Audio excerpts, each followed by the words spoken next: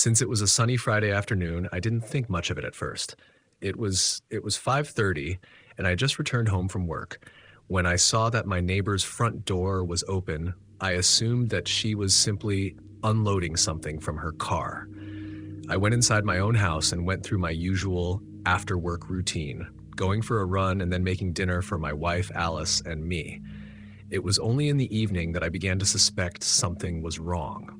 I was taking our dog, Bailey, out for her final walk of the day.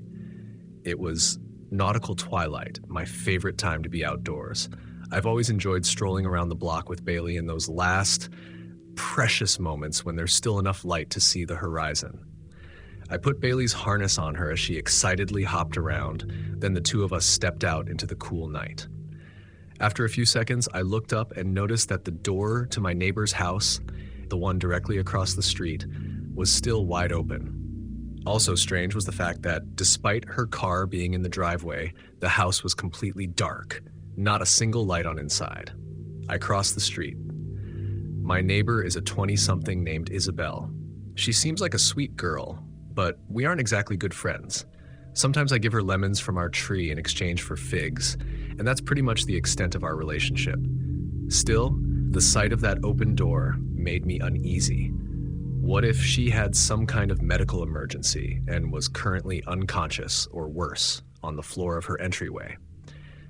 After a few steps up the driveway, the leash in my hand went taut. Looking down, I saw that Bailey had seated herself firmly on the ground, refusing to budge, even as I called her name and tugged on the leash. Her ears were pricked up, her eyes fixed on the house like she was waiting for something. Though she wasn't growling, I was unnerved by her alert posture and her refusal to walk any closer to the door. I let my voice close the distance between us and my neighbor's threshold. "Isabel? It's Brian from across the street. Can you hear me?" For a moment, there was only silence. Then, just as I was about to drop Bailey's leash and walk up the steps to the house, there came a voice from the dark. "Hey, Brian," she said before coughing once and then clearing her throat. "Sorry, I'm in the middle of dinner here." "What's up?" I breathed a sigh of relief. "Hey, sorry. I just saw that your front door was open. Wanted to make sure you knew." Strangely, there came another long pause. I knew she was inside the house now, and close enough to the door to hold a conversation with me. So what was the delay? "Isabel? Oh, you're so sweet to check in. Yes, I know it's open. It's just been so hot today that I wanted to let the breeze in. I'll close it soon." "Of course. Have a good night then." "You too." With that, I tugged Bailey back down the driveway, and the two of us completed our walk. I returned home happy that my neighbor was all right and went to sleep. Saturday was a much-needed lazy day. I woke up at 10, ate the breakfast that Alice made, then spent some time in the backyard with her and Bailey. It was an overcast day, and by 3 p.m. or so, a light rainfall forced us back inside. Alice took a call from her sister, who lives at the edge of our neighborhood, while I went to the living room to throw on some television. Except, before I could get comfortable, I looked out the front window and was surprised to see that Isabel's front door was open again. Open again, I wondered, or was it never shut? I got up close to the window and studied the house across the street. The rain was coming down harder by then, and the thick gray clouds overhead made it seem like nighttime. Despite this, there wasn't a single light on inside of Isabel's house. It was so dark inside that the entrance to her house seemed less like a door and more like a black, painted rectangle on the exterior wall. I turned to look at Bailey, who was laying on a nearby couch, and saw that she was also looking out the window. Ears pressed against her head, she glanced at me briefly, then refocused her attention outside. I couldn't tell if she was simply people-watching, or if, somehow, she too could sense something wrong. Just then, Alice walked into the living room. She was no longer on the phone, and she greeted me with a strange, almost nervous smile. "That was an odd conversation," she said, taking a seat next to Bailey. "Everything all right?" "I don't know. Clara saw a woman peeking into her house a few nights ago." "What?" "Creepy, right? And she's not the only one. Apparently, there have been a few reports on her side of town, other people experiencing the same thing. Nothing stolen, and no one hurt, at least that Clara knows of. But it's still pretty weird. Let's make sure we lock up extra well tonight." My thoughts drifted to my neighbor. I asked my wife what this woman looked like. Like I said, Isabel and I weren't close, but I knew she had recently gone through a difficult breakup with a long-term boyfriend. It was far-fetched to assume a connection between Isabel and the mystery woman, but who knew? Heartbreak makes people do crazy things. Maybe there was some link between the two. Alice hesitated for a minute. "Well," she eventually said, "you know Clara, she's got a real superstitious way about her. She's always telling stories." "What does that mean?" "It means you've got to take this with a grain of salt." When Alice relayed Clara's description of the woman, I felt a chill run down my spine. Clara said that the woman was tall and gaunt, enough so that she originally mistook her for a man. She said that her skin looked too tight across her face and that her eyes looked unnaturally deep set, as though they were too far back in her skull. Apparently, when she saw that Clara had spotted her, she had given Clara a big smile before retreating into the night. Apparently, when she smiled, she had too many teeth. I was silent for a moment, unsure what to make of Clara's morbid sighting. "Love, was Isabel's front door open this morning?" She considered my question as she pet Bailey. "I think it was." If nothing else, I figured I should at least tell Isabel to be careful. I put on my raincoat and headed outside, carefully making my way down the wet driveway. Once I made it to the sidewalk, I heard frantic barking coming from behind me. Turning around, I saw Bailey in the window, her paws resting on the sill, her growls and whimpers rising over the heavy rain. My wife appeared next to her a few seconds later. She attempted unsuccessfully to comfort Bailey, giving me a questioning look as she did so. I gave her a shrug in return, then crossed the street. I stopped at the bottom of Isabel's porch steps and listened. Like before, I could hear someone inside, though I couldn't tell exactly what was going on. I heard a deep, wet, ripping sound, like something being torn. Also, like before, I couldn't see a thing inside the house. A voice called out from the dark interior, "Brian?" "Hello again," I said, only wondering in retrospect how she could have known it was me. "Sorry to bother you again, but I wanted to tell you something. Would you mind coming out for a minute?" "Brian?" she repeated, tone almost reprimanding. "This isn't a good time. You always seem to catch me in the middle of a meal." "It won't take long," I tried persuading. When she didn't respond, I climbed up a few steps. "Isabel, there's been some suspicious activity around the neighborhood recently. I know you like to keep the door open for the breeze, but maybe you ought to keep it shut today." But I'm so comfortable here on the couch.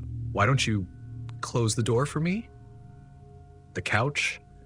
Wasn't she in the middle of a meal? Even if she were eating on the couch, her voice sounded so close, like she couldn't have been more than a few feet away from me. Was she hiding behind the door? I climbed up the rest of the steps, trying to recall the inside of her house from the 2 or 3 times I'd been inside. I knew that the room immediately to the left of the entryway was the living room, and most likely where Isabel was supposedly sitting. I also knew that there was a light switch right next to the front door. What the hell? I thought. I'll just go inside for a minute, say hello, and then shut the door for her. It'll give me some peace of mind to actually see her instead of just hearing her voice.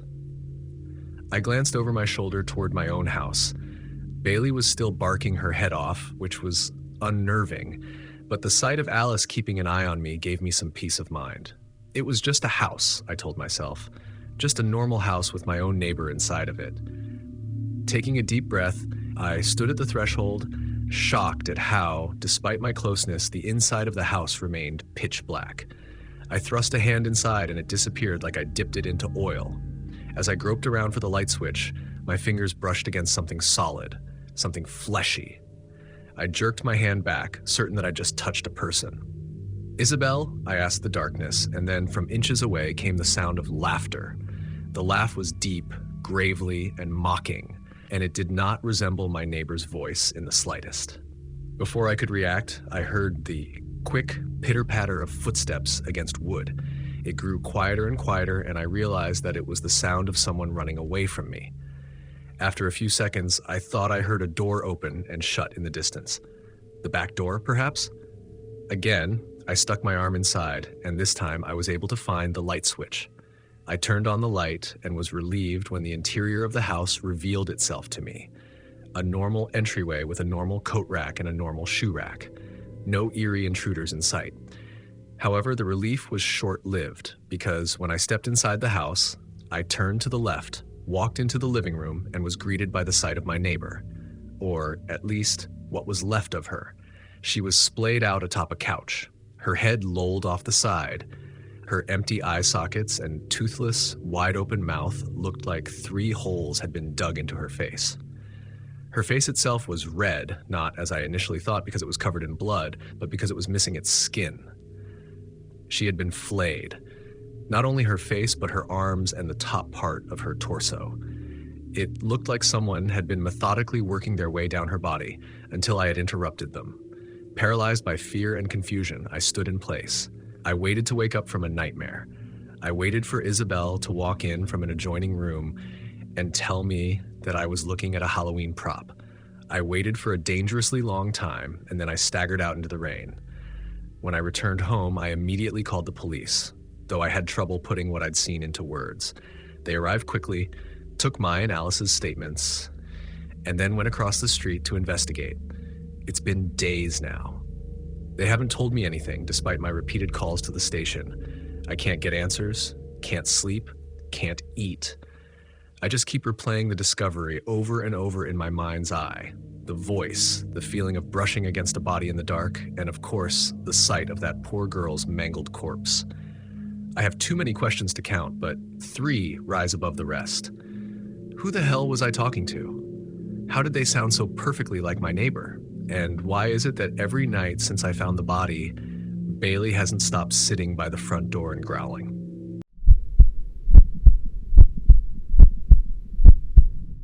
My grandfather froze to death on the kitchen floor in the middle of summer, and I'm the only person who knows what happened. My mom found him early on the morning of July 15th, stretched out between the refrigerator and the breakfast table like he'd been reaching for something.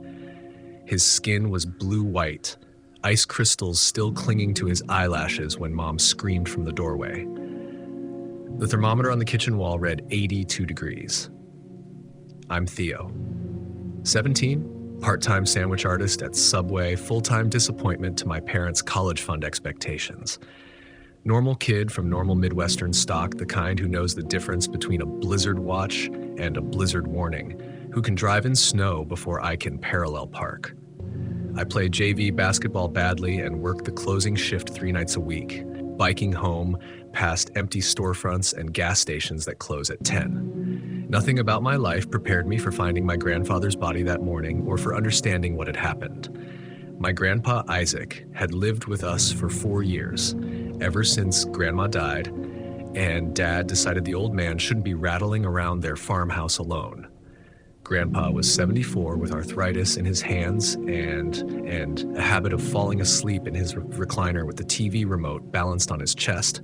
He'd worked 20 years managing the local IGA before retiring, knew everyone in town, remembered their kids' names and which checkout girls gave the best customer service. He was practical, steady, unremarkable in every way that mattered.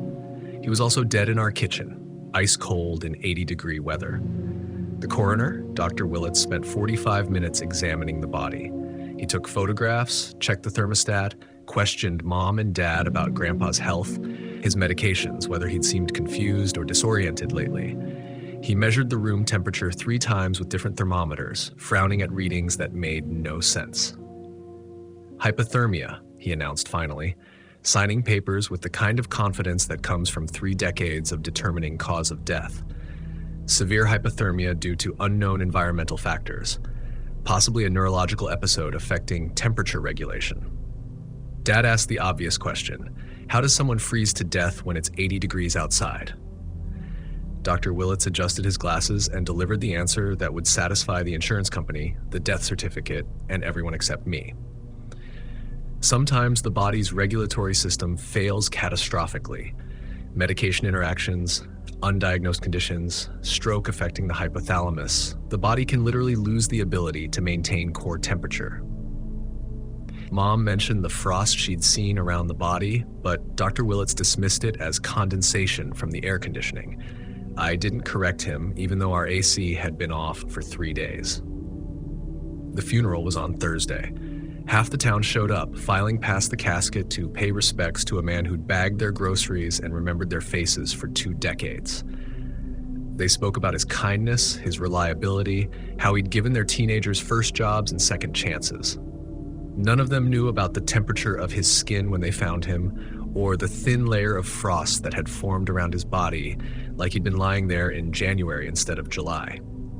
None of them had seen what I saw when I came downstairs that morning, when Mom's screaming brought me and Dad running. I saw my grandfather's final expression, frozen on his face in the moment death took him. He wore no peaceful look like most people would imagine. His eyes were wide, staring at the ceiling, and his mouth was open like he'd been trying to say something important. He looked terrified. Strange things started happening 2 months ago. May 28th in Minnesota means tornado watches and sudden thunderstorms, the kind of weather that keeps you checking the sky every few minutes. It doesn't mean finding patches of kitchen floor so cold they make your feet ache through wool socks, but that's exactly what I found that Tuesday morning after Memorial Day. A circle of tile near the sink that felt like stepping on January pavement. Mom blamed the air conditioning, even though we hadn't turned it on yet. Dad checked the basement for broken pipes, crawling around with a flashlight and muttering about foundation settling. The cold spot vanished by Thursday, but another one appeared in the hallway upstairs, then another in the living room by the weekend. Old houses settle, Dad said when I mentioned it. Foundation shifts creates drafts you wouldn't expect. Our house was built in 1987. It wasn't exactly old by anyone's standard. Dad liked cheap explanations that didn't require calling repair services. I pressed my palm against the frigid patch of living room carpet, watching my breath form small clouds in the 70-degree air.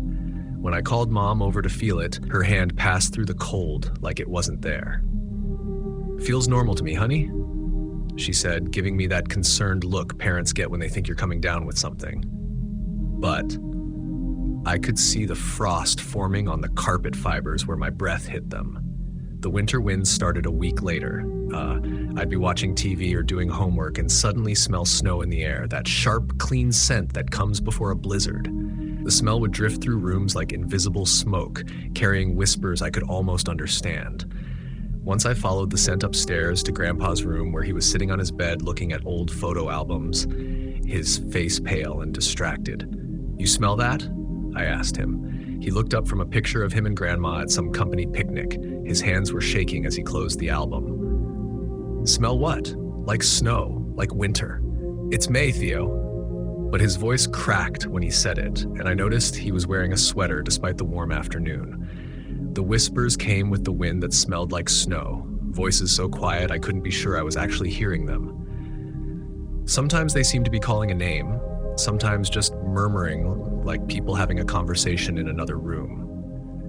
I'd turn my head to catch the words, but they'd fade into nothing, leaving me wondering if I'd imagined them entirely.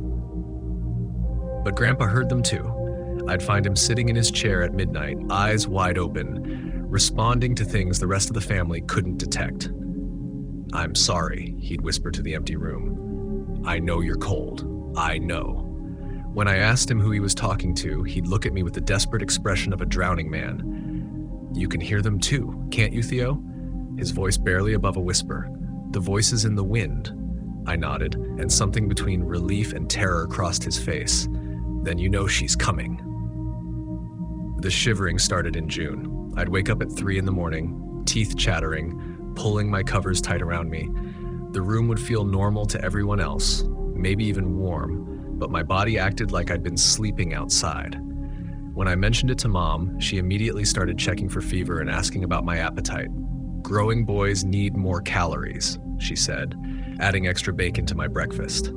"Your metabolism's probably just running high." She couldn't see the frost forming on my bedroom windows while the thermostat read 75 degrees. Grandpa started acting strange around the same time, but this was different from the whispers. This was paranoia. He began looking over his shoulder when we watched TV together, checking the locks on doors that nobody ever used. During dinner, he'd pause mid-sentence and listen to sounds the rest of us couldn't hear, his fork halfway to his mouth, eyes darting toward the kitchen doorway. Nothing there, he'd mutter when I followed his gaze. Just tired. But tired people don't spend 20 minutes staring at the same photograph, and they don't whisper apologies to themselves while they think no one's listening. I started finding him with those photo albums more often, usually the ones from his working years at the IGA. He'd flip through pages slowly, his finger tracing faces I didn't recognize, his lips moving in silent conversation. One afternoon in late June, I found him in the kitchen at 2 a.m, still in his pajamas, staring at the spot where his body would be found 3 weeks later. The linoleum around his bare feet was covered in frost that sparkled under the overhead light. "Grandpa?" He turned toward me, but his eyes took a moment to focus, like he was seeing me from across a great distance.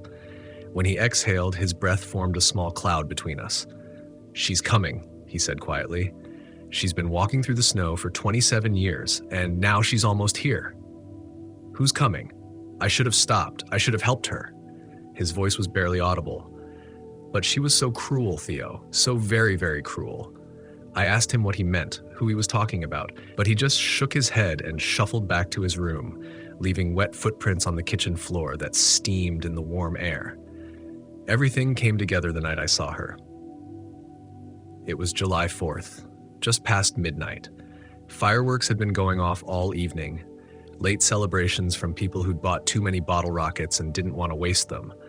I was lying in bed, listening to the occasional pop and crackle from somewhere across town, when the temperature in my room dropped 20 degrees in the span of a heartbeat.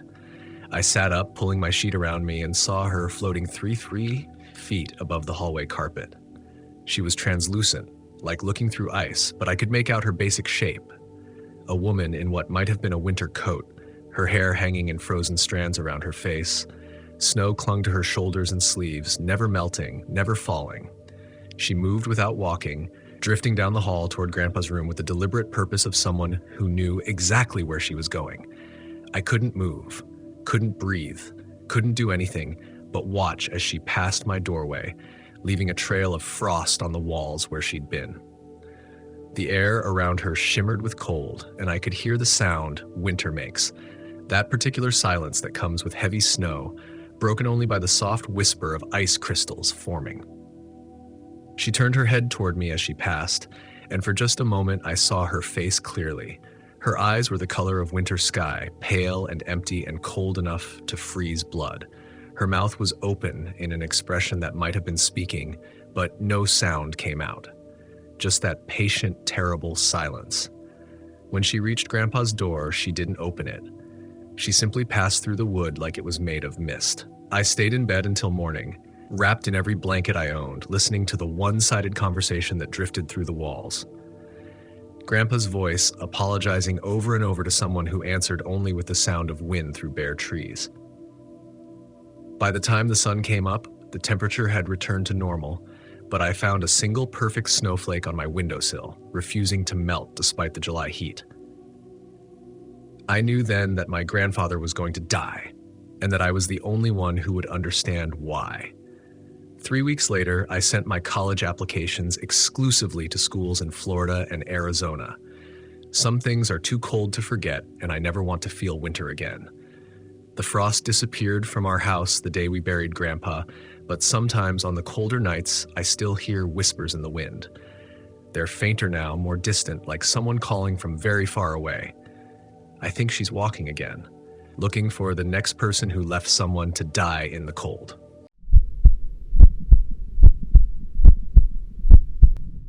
I lost my job last year, right after the divorce. It wasn't a coincidence. My ex-wife's father owned the company. He always disliked me. He thought I'd married his daughter for convenience, for a shortcut to a comfortable life. When the marriage collapsed, he didn't even pretend. He called me into his office, eyes fixed on some distant point behind me, and said the words like they were rehearsed. "Your position is no longer necessary. We'll give you a modest severance package." That was it.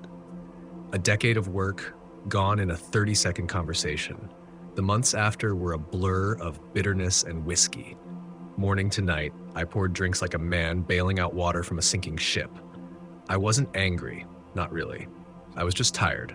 Tired of the grinding disappointment, tired of the silent apartment, tired of waking up and pretending to try. I felt like I was stuck in a loop I couldn't escape.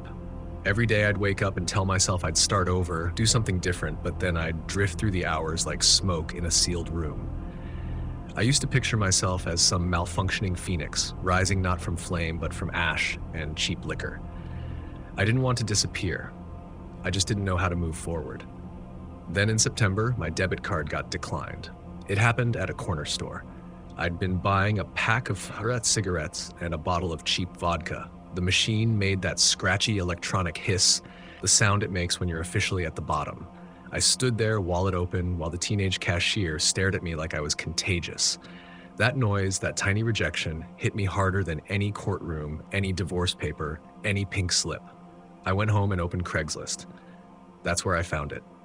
Substitute teacher, gifted, special education. I stared at the ad. I'd never been a kid person. I didn't like them, I didn't hate them either. They just existed in a different orbit, one I'd never wanted to cross. But the ad was short, vague, and most importantly, it said cash paid daily. I answered it. The school was at the edge of town, down a long, winding road that felt like it had been built for carriages rather than cars. The buildings appeared through the trees like a set piece from another century. White columns, sweeping lawns, brickwork that glowed red in the early light. Majestic oaks lined the drive, their branches forming a tunnel of shadow. Everyone knew the school, Westlake Academy, private, elite, a pipeline to Ivy League colleges and secretive careers. 2 vice presidents had studied there. A former Speaker of the House had walked those halls. My beat-up Camry looked like a mistake in the parking lot, surrounded by sleek sedans and black SUVs with tinted windows. Inside, the receptionist was waiting, or maybe she wasn't. She was one of those people who seemed to already know why you'd come. Her eyes flicked up from a clipboard. "You're here for the substitute teaching job?" she asked. I nodded. "Come with me." She led me down a long corridor, her shoes clicking softly against the marble floor. The hall was lined with oil portraits, grim men and women with piercing eyes, their names etched into brass plaques. I caught glimpses of dark wood doors and high ceilings, but she never slowed. We stopped at a heavy, industrial-looking door with a keypad. The numbers beeped loudly, each echo stretching down the empty hall. She entered a code, and there was a deep, mechanical sound, like air being sucked out of the room, before the door swung open. Beyond it was a set of stairs leading downward. She gestured. "This is as far as I go." I hesitated. There was a smell drifting up from below. Not unpleasant, but sterile, like a hospital mixed with old books. She must have seen the look on my face. "We pay in cash," she said, "daily." That was enough. I started down the stairs. "Instructions are on the table," she called after me. The door closed behind me with a low, metallic clank. Then came the hiss of air compressors, sealing me in.